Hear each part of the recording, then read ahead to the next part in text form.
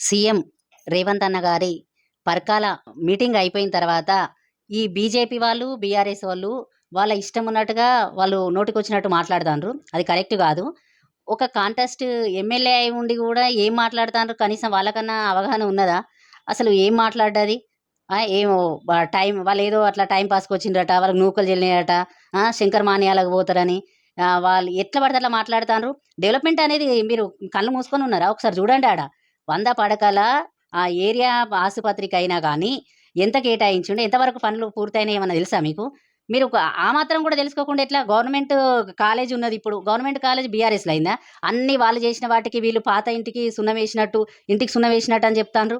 ఇప్పుడక్కడ 50% వరకు పనులన్నీ గూడా కంప్లీట్ అయినాయి.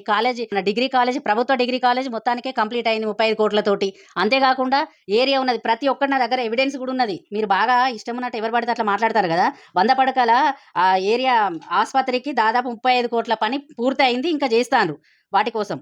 అంతే గాకుండా ప్రభుత్వ డిగ్రీ కాలేజ్‌కి 5,00,00,000 పనులు గూడా పూర్తయినాయి. ఇంకా ఇట్లా చెప్పుకుంటా పోతే చాలా ఉన్నాయి. యంగ్ ఇండియాకు ఆల్రెడీ 200,00,00,000 అవి గూడా అయితనే ఉండే. ఆ! 4 లైన్‌ల రహదారికి, మున్సిపాలిటీ డెవలప్‌మెంట్‌కి, అంతేగాకుండా చాలా ఉన్నాయి. అక్కంపేట సమృద్ధి కోసమని వీటికన్నిటికి గూడా చెప్పడం జరిగింది. ఇవన్నీ గూడా బడ్జెట్ చేస్తా ఉన్నారు. గత ప్రభుత్వంలో ఇవన్నీ శంకుస్థాపన చేశారనేది కొన్నిటికే జేసిండ్రు. కొన్నిటికి మాత్రమే జేసిండ్రు. అన్నిటికి గాదు. ప్రభుత్వ డిగ్రీ కాలేజ్ గురించి మాట్లాడనే లేదు. అది కాంగ్రెస్ గవర్నమెంట్ వచ్చిన తర్వాతనే జేయడం జరిగింది. ఆ పని గూడా పూర్తయింది. అంతేగాకుండా పాలన ఇట్లా ఉన్నది, అట్లున్నది. గడి పాలన కంటే నీచంగున్నదా? అప్పుడు గడి పాలన, ఇప్పుడు ప్రజాపాలన. తేడా లేదా? వీళ్ళకేం జేషిర్రు, మహిళలనైతే ఉట్టి పుణ్యానికి ఏడిపించుకుంటారట, బాధపడతాండ్రట. వీళ్ళందరూ ఇగ బీజేపీ నాయకులును, బీఆర్ఎస్ నాయకులు అంతకుముందుకు ఇగ ఏమో జేషిర్రు, ఒరగబెట్టిండ్రట. ఇప్పుడు మాట్లాడుతాండ్రు. ఏం జేషిర్రు మీరు?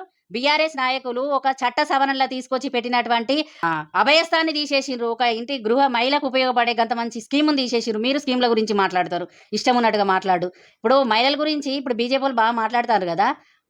ఇందిరమ్మ పాల డైరీ దాని గురించి అందులో దాదాపు 10,000 మంది ఉపాధి కోసం ఆల్రెడీ ఆన్‌లైన్ అప్లికేషన్ పెట్టుకోవడం జరిగింది. వాళ్ళకన్నీ గూడా జరుగుతున్నాయి. అంటే 10,000 మంది, 10,050 చిల్లర ఉన్నారు దాదాపు.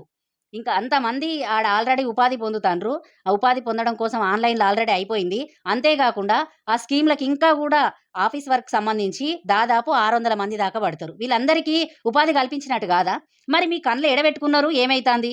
గీ కండ్ల ముంగట కండ్ల కొట్టొచ్చినట్టు కనబడేటివి గూడా మీరు అవాకులు, చెవాకులు పెడతంటే మీ కండ్లు మండుతాన్నాయి.